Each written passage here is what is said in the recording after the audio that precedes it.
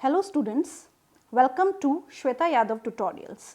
Please like and subscribe my channel and hit bell icon for more updates.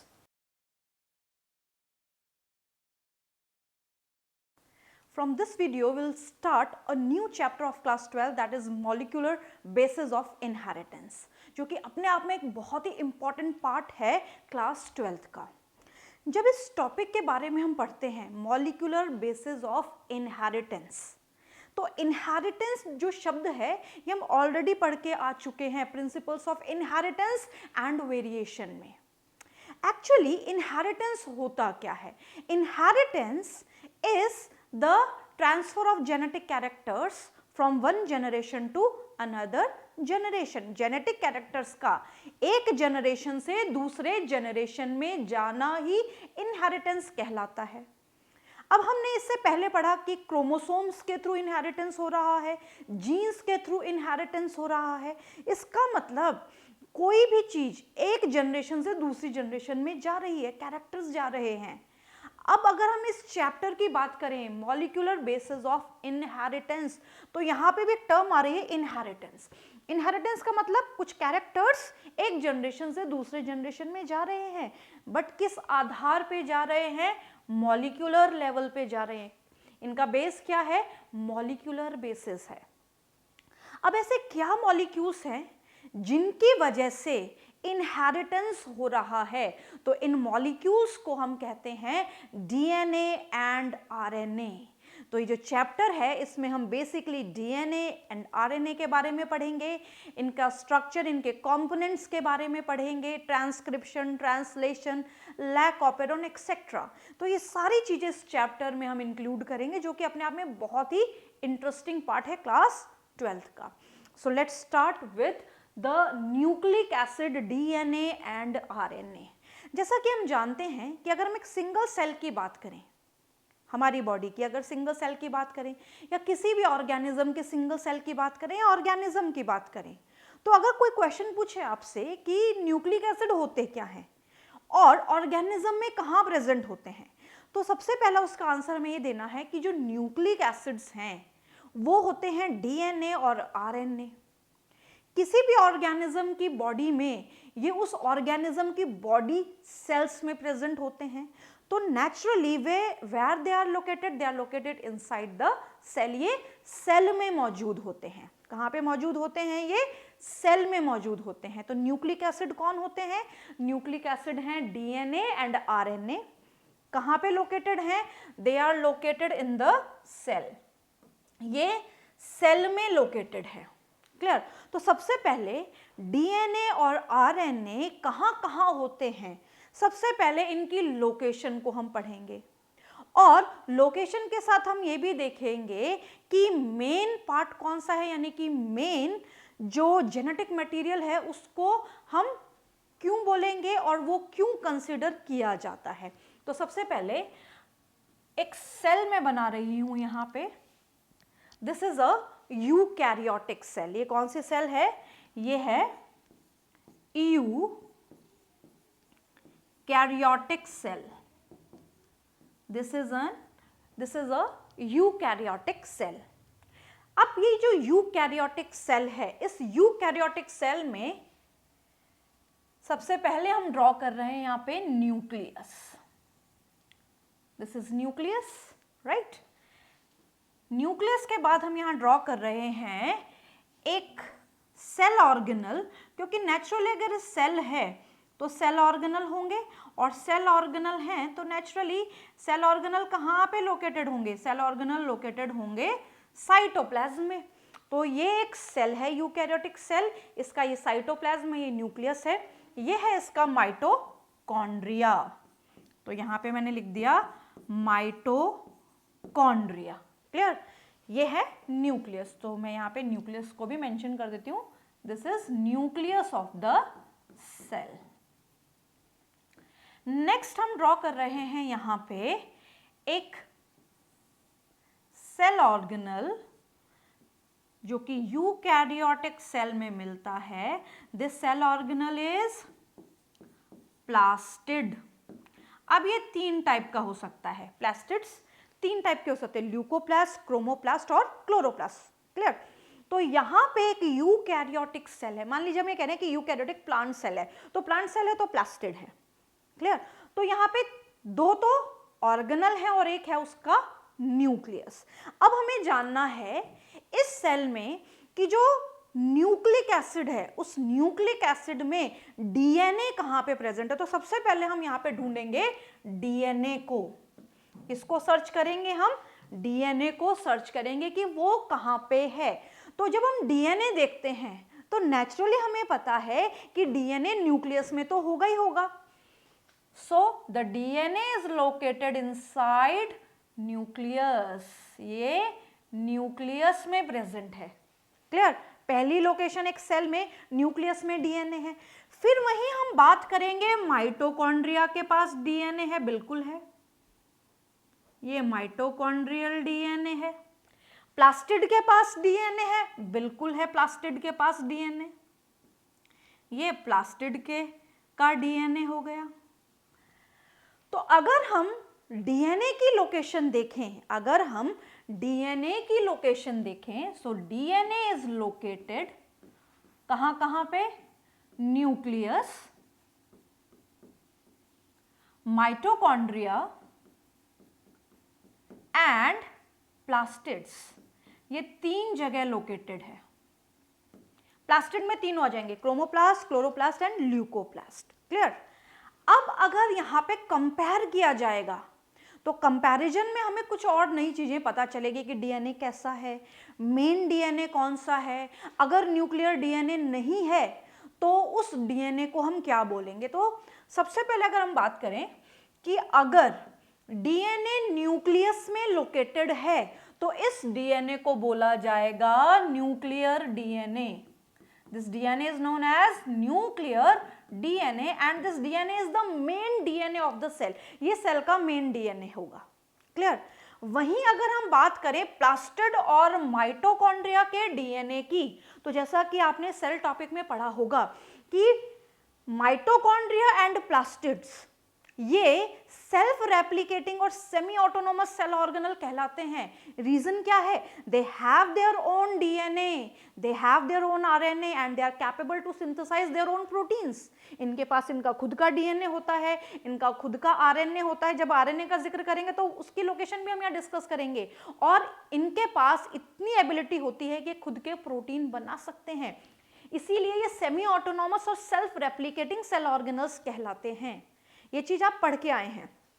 अब यहाँ पे अगर हम बोले कि जो माइटोकॉन्ड्रिया और प्लास्टिड का डीएनए है इसको हम बोलेंगे एक्स्ट्रा न्यूक्लियर, एक्स्ट्रा न्यूक्लियर यानी कि न्यूक्लियस के अलावा, न्यूक्लियस के अलावा जो डीएनए मौजूद है एक सेल में, दैट इज एक्स्ट्रा न्यूक्लियर।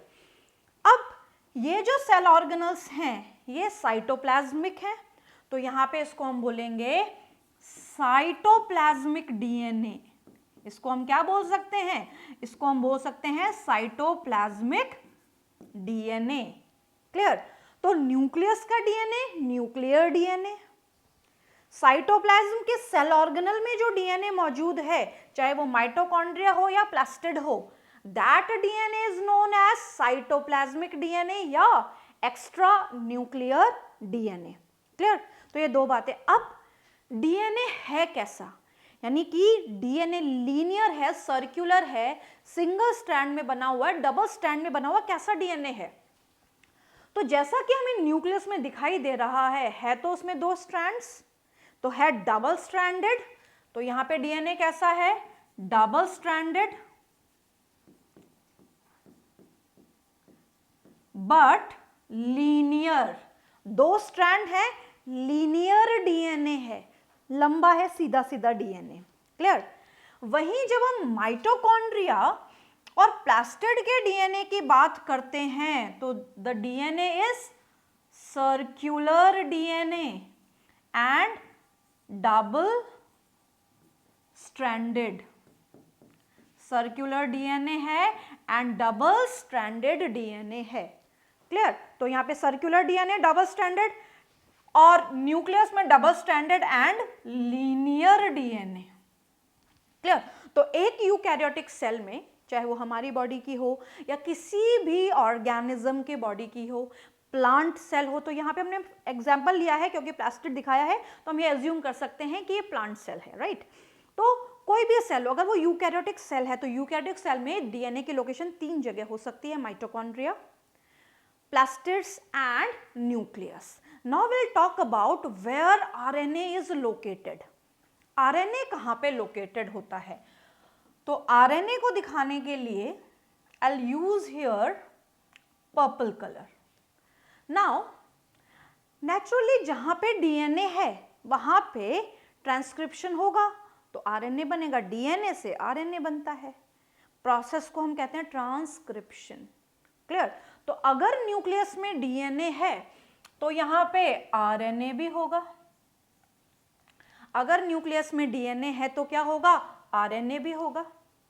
अगर माइटोकॉन्ड्रिया में डीएनए है तो आरएनए मौजूद होगा और प्लास्टिड में भी आरएनए मौजूद होगा।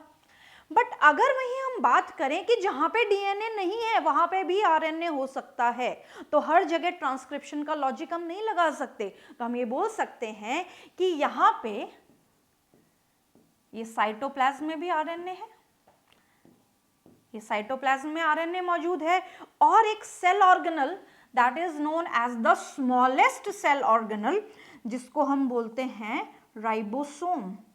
तो यहां पे राइबोसोम्स में भी आरएनए लोकेटेड है। So here in the ribosome RNA is located. Clear? तो अगर ज्यादा स्कैटर्ड बोलेंगे तो हम किसको बोलेंगे? आरएनए को बोलेंगे, क्योंकि आरएनए कहां पे है? न्यूक्लियस में, माइटोकॉन्ड्रिया में, प्लास्टिड में, साइटोप्लाज्म में और राइबोसोम में। तो यहाँ पे आरएनए की जो लोकेशन है वो डीएनए से थोड़ी ज्यादा होगी। इन तीनों में तो लोकेटेड है ही है, तो यहाँ पे ये तीनों तो लोकेशन में आएंगे, साथ साथ में यहाँ पे आ जाएगा साइटोप्लाज्म और आ जाएगा यहाँ पे राइबोसोम्स। क्लियर? तो आरएनए ज्यादा जगह स्कैटर्ड है, ज्यादा जगह फैला हुआ है। बट अगर हम बोलें कि डीएनए और आरएनए किसी भी यूकैरियोटिक सेल में मौजूद हैं और हम इनको बोल रहे हैं जेनेटिक मटेरियल, तो इसमें जो मेन जेनेटिक मटेरियल कहलाता है वो डीएनए ही कहलाता है। बाय चांस किसी सेल में या किसी सेल में अगर डीएनए नहीं है then we will consider RNA as a nucleic acid और द जेनेटिक मटेरियल। उसके बाद में आरएनए को ही जेनेटिक मटेरियल कंसीडर किया जाएगा। अगर डीएनए नहीं है तो, अगर डीएनए है तो डीएनए ही मेन जेनेटिक मटेरियल होगा। डीएनए के ना होने से आरएनए जेनेटिक मटेरियल कहलाएगा। Clear?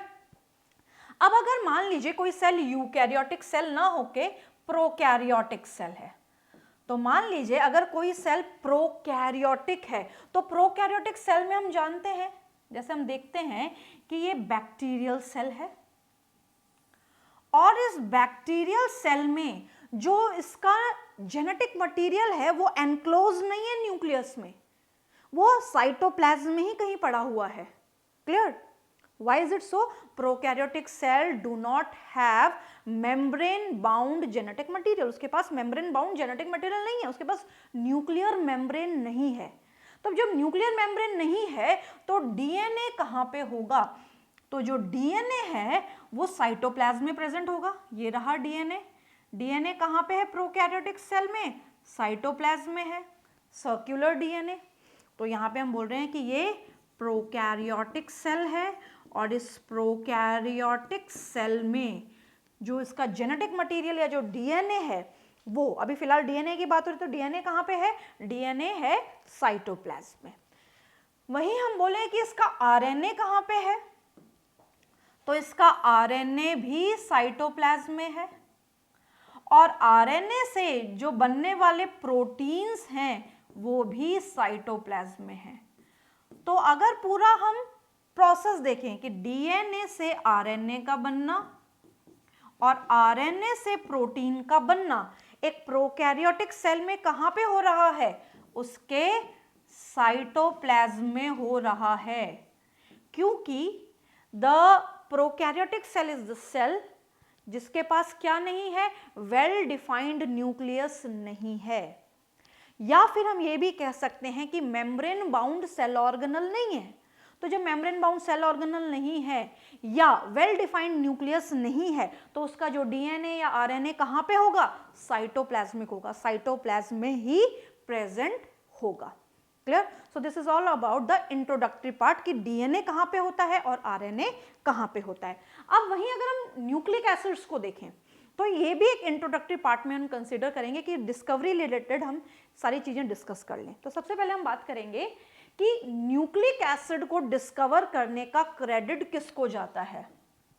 So the nucleic acid discovered by F Miescher in the year 1869 में।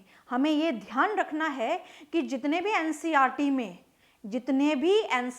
में साइंटिस्ट के नाम दिए हैं वो बहुत इंपॉर्टेंट हैं, क्योंकि इस चैप्टर में या फिर हम जेनेटिक्स का कोई भी पार्ट बोलें उसमें जो भी साइंटिस्ट है उनके डायरेक्ट नाम से क्वेश्चन आ जाता है। तो पता होना चाहिए कि किस साइंटिस्ट ने किस चीज की डिस्कवरी की थी। तो यहाँ पे सबसे पहले न्यूक्लिक एसिड की डिस्कवरी का क्रेडिट किसको जाता है, एफ मिशर को जाता है इन द ईयर 1869। इन्होंने पस सेल में जो न्यूक्लियस है उसके अंदर एक डेंस बॉडी को देखा, एक डेंस स्ट्रक्चर को देखा और उन्होंने इसको नाम दिया न्यूक्लिन।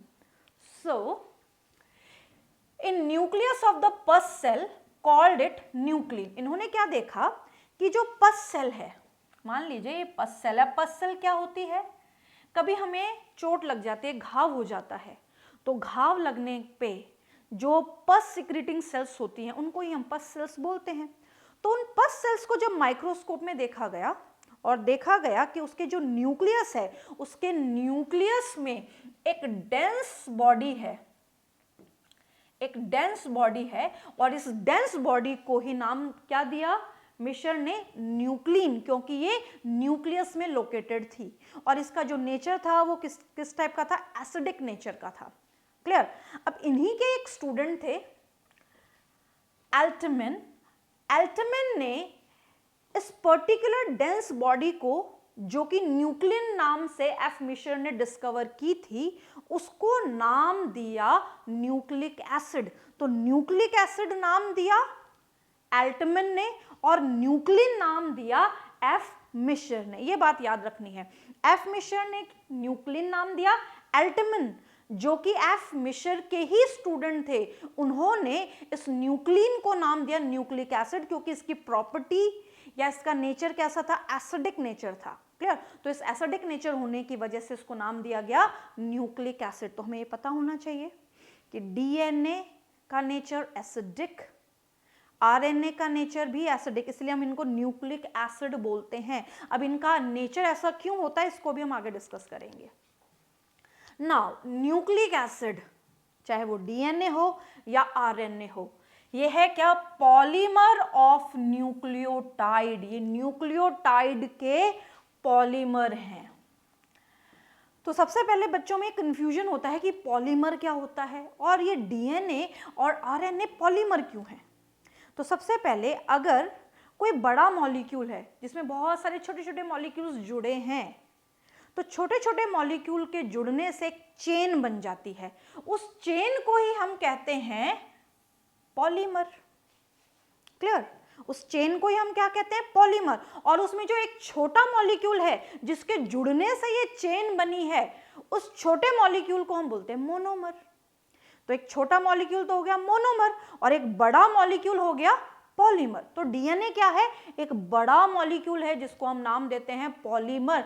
इसको मैक्रोमॉलिक्यूल भी बोला जाता है क्योंकि इसकी साइज बड़ी होती है, चाहे वो आरएनए हो या डीएनए हो। They are also known as macromolecules. आपने 11th क्लास में बायोमॉलिक्यूल्स पढ़े हैं, तो बायोमॉलिक्यूल्स में जो लार्ज साइज मॉलिक्यूल्स होते हैं उनको मैक्रोमॉलिक्यूल्स बोलते हैं। तो उसमें हम डीएनए को भी बोलेंगे और आरएनए को भी बोलेंगे। क्लियर? अब यहाँ पे न्यूक्लियोटाइड किससे बने होते हैं, तो न्यूक्लियोटाइड बने होते हैं nitrogen base, pentose sugar and phosphate, या इसको हम क्या बोलेंगे, फॉस्फोरिक एसिड। तो यहाँ पे किससे बने होते हैं? नाइट्रोजनस बेस, पेंटोज शुगर और फॉस्फेट से बना होता है। याद रखने के लिए यहाँ पे टाइड वर्ड है, तो टाई से ट्राई हम याद रख सकते हैं। ट्राई में 3 चीजें हैं, nitrogenous base, pentose sugar and phosphate.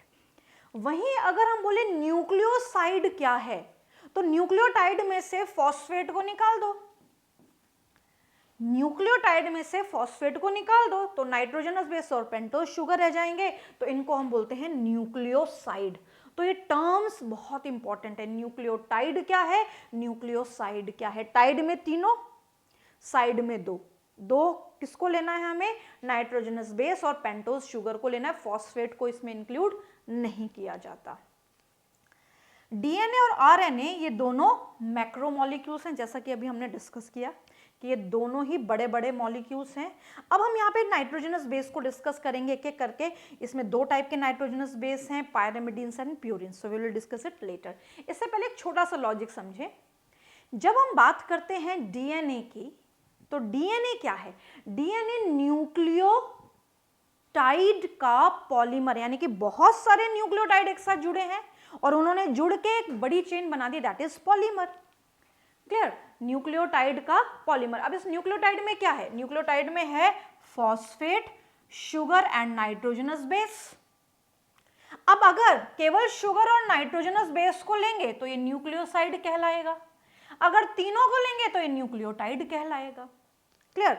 अब मान लीजिए हम ये कह रहे हैं कि यहां पे और भी क्या जुड़े हैं, यहां पे और भी न्यूक्लियोटाइड जुड़े हैं, क्योंकि पूरी चेन है तो हम पूरी चेन बना लेते हैं। ये पूरी चेन बन गई।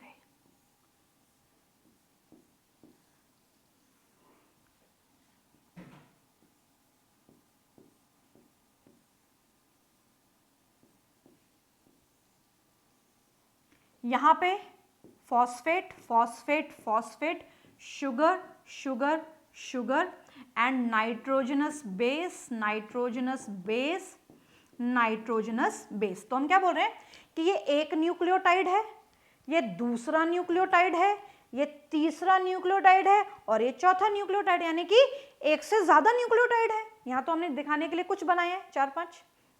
अब यहाँ पे अगर बहुत सारे न्यूक्लियोटाइड हैं तो ये न्यूक्लियोटाइड क्या करेंगे? अगर हम इसको देखें ऐसे, न्यूक्लियोटाइड, ये एक न्यूक्लियोटाइड, ये दूसरा न्यूक्लियोटाइड, ये तीसरा न्यूक्लियोटाइड, ये चौथा न्यूक्लियोटाइड। तो इस तरीके से न्यूक्लियोटाइड जुड़े हैं तो इन्होंने बना दी पॉलीमर। तो ये बन गया पॉलीमर ऑफ न्यूक्लियोटाइड। क्या बना ये? Polymer of nucleotide.